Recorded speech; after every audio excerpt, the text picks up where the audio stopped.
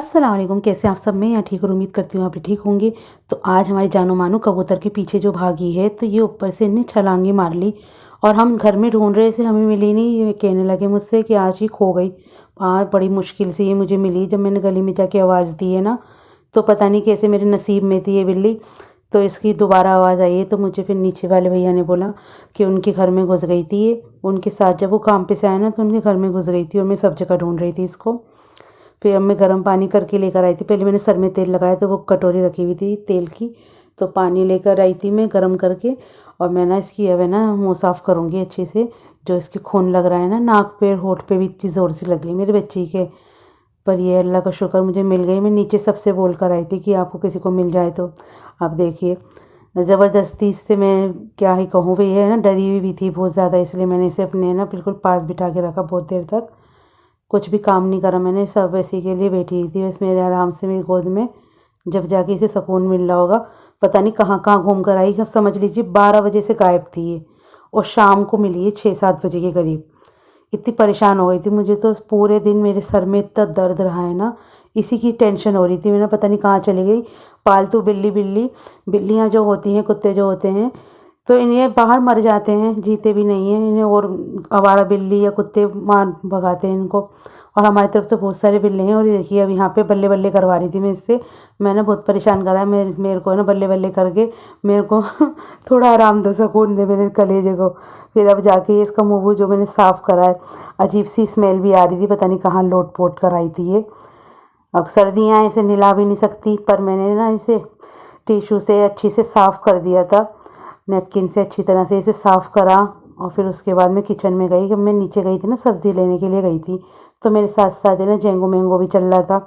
इसे भी कुछ ना कुछ चाहिए खाने पीने। ये सोचता है जैसे मैं किचन की तरफ जाती हुई कुछ खाने के लिए दे रहे हैं। तो ये रखा हुआ मेरा सब्जियों का थैला, मैं इसे बता नहीं सकती आपको। पूरे जहाँ पे मैं रहती हूँ वहाँ पे सब जगह देख कर आई हूँ। मैं बाहर रोड तक गई थी, मैंने कभी पीछे जमुना का किनारा है ना, मैंने कभी वहाँ ना चली गई हो। बस मैं बता नहीं सकती, आज मेरा दिन बड़ा ही परेशानी में गुजरा है। तो मैं आज लेकर आई थी अपने लिए ग्रीन टी। तो मैंने उनसे पूछा कि ग्रीन टी हैगी, तो उन्होंने बोला हाँ हैगी। तो ये वाली दी है उन्होंने, खुली हुई 70 रुपये की दी है ये। और 250 ग्राम 70 रुपये की। अदरक लेकर आई हूँ, देखिए इतनी सी दी है 20 रुपये की। और प्याज लेकर आई हूँ 1 किलो। गाजर लेकर आई हूँ, तो गाजर में मैं ना रोज़ है ना सैलेड बना के खाऊंगी, अपना खाने के लिए लेकर आई हूँ। जैसे भूख लगती है ना छोटी मोटी, तो ये खा लो। और हरी मिर्चें लेकर आई हूँ। तो और लेकर आई हूँ टमाटर और आलू लेकर आई थी। और टमाटर है ना सब जगह फिर से महंगे हो जाते हैं, कभी 40 रुपये मिल रहे हैं, अब मेरे को मिले मार्केट से 20 रुपये किलो। और मैं लेकर आई हूँ आलू। और ये लेकर आई हूँ मैं सोया और सरसों और पालक। ये सब चीज़ें ना साफ़ करके उबाल के फिर मैं फ्रिज में रखती हूँ, वरना ख़राब होने के चांसेस रहते हैं ना इसके। तो इस वजह से मैं पहले अच्छे से इन सब चीज़ों को साफ़ करके फिर इन्हें करूँगी, फ्रिज में रख दूँगी उबाल के। एक आँच लगा कर है ना मैं रख देती हूँ। तो ये सब सामान है ना, मैं कम से कम 200 रुपये में ये सब सामान आया है। और इसमें से ग्रीन टी हटा दीजिए, ग्रीन टी नहीं है इसके अंदर, बाकी सब ये सब चीज़ें 200 रुपये में आई हैं। तो मैंने ऐसे पिन्नी इस पे ना टोकरी पे चढ़ा दी, वरना है ना नीचे ना प्याज के अंदर ज़मीन पर इसके आलू की जो मिट्टी होती है ना नीचे गिरती रहती है। तो मैंने इस तरीके से ना बड़ी वाली पन्नी को ना ऐसे कर दिया है।